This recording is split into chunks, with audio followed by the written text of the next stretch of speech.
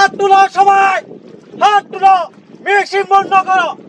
মারা ধরা বেশি করে বলে মনে খবর পাচ্ছি না ভাই, না সিঁড়ি না ভাই, না কোনো যোগাযোগ নাই।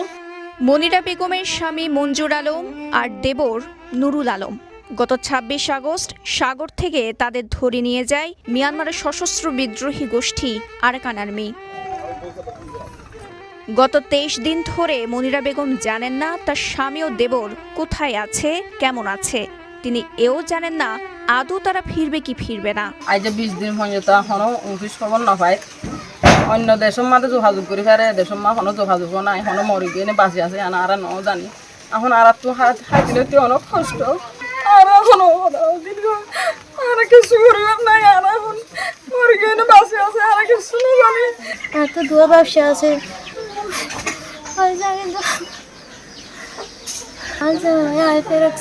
এদিকে মনিরা খাতুনের মতো নিজের প্রিয়তম স্বামীর জন্য প্রতীক্ষায় দুয়ারে বসে থাকেন চুমিরা খাতুন। সন্তান পরিবার নিয়ে রাজ্যের সব দুশ্চিন্তা ভর করে আছে তাকে। তিনি জানেন না তার স্বামী আর ফিরবে কিনা। ২৬ তারিখ মঙ্গলবার গিয়ে হেলো দিয়ে আর ফিরে নয় আরাকান আর্মি ধরি লগি খানা খবর নপায় ইতারা নাকি মারি দিলাই এনে জীবিত রাখে আর ন জানি খোঁজ করতাম নবাই হেলো দিয়ে আর দাওয়ারা আর চাই আর যা বেশি দিন মরো গিয়ে বোধে কোনো খবর পাত্তি নপায়। আরাকান আর্মি দ্বারা অপহৃত হন টেকনাফের জেলে জাহাঙ্গীর। গত ২৩ দিন ধরে তারা জাহাঙ্গীরের কোনো খোঁজ পাননি, যার দরুন পরিবারের সবাই আছেন চরম উৎকণ্ঠায়। আমাদের পরিবারগণ অনেক অসহায়, আমাদের কেউর খাওয়া দাওয়া, বাড়িতে সব অসুস্থ, সবাই কাঁদতে কাঁদতে তাদের চিন্তায় এখন ঘুম নাই।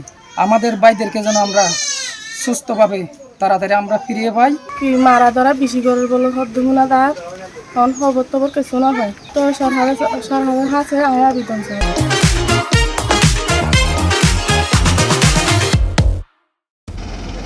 সম্প্রতি বঙ্গোপসাগরে মাছ শিকার শেষে টেকনাফ মোহনায় ফেরার পথে ৪৮ জেলেকে ধরে নিয়ে যায় আরাকান আর্মি, যাদের কেউই আর ফেরেনি।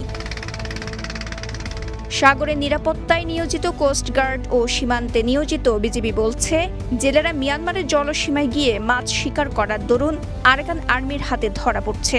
আবার বিজিবির তরফ থেকে বলা হচ্ছে জেলেরা যেন জলসীমা অতিক্রম না করে তার জন্য সতর্ক করা হচ্ছে।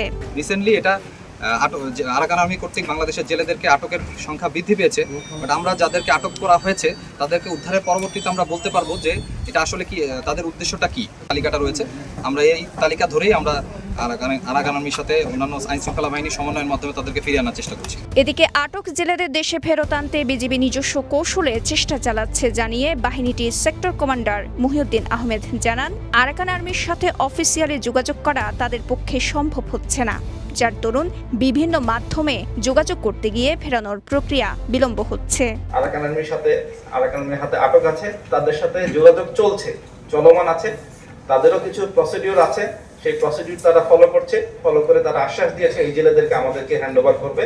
আমরা হ্যান্ডওভার করলে আমরা এই জেলেদের আবার তাদের পরিবারকে ফিরিয়ে দিতে পারবো ইনশাআল্লাহ। আরাকান আর্মির এমন বর্বর আচরণ নিয়ে নিরাপত্তা বিশ্লেষকরা বলছেন, আরাকান আর্মি একদিকে চাইছে বাংলাদেশ থেকে তাদের জন্য খাদ্য সরবরাহ, অন্যদিকে তারা বাংলাদেশে মাদক ও অস্ত্র পাচার করছে। এটি রোধ করতে হলে সরকারকে কঠোর হতে হবে। যারা জেলেদেরকে ধরার পেছনে হচ্ছে অর্থের সংস্থান করা, অর্থ আদায় করা, এবং সেই অর্থ দিয়ে তাদের নিত্য প্রয়োজনীয় জিনিসগুলো তারা যেন সংগ্রহ করতে পারে সেই ব্যবস্থা করার জন্য তাদের এই মরিয়া চেষ্টা।